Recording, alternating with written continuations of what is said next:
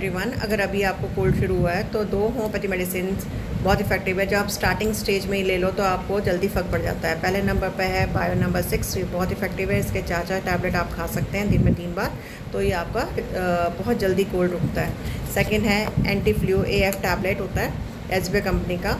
ये भी आप 4 टैबलेट्स अगर आप दिन में 3-4 बार लेते हैं तो इसका भी रिज़ल्ट बहुत अच्छा मिलता है, क्योंकि जब स्टार्ट होता है कोल्ड तो उसी समय अगर हम मेडिसिन स्टार्ट कर देते हैं तो उसका रिज़ल्ट जल्दी मिल जाता है। Thank you.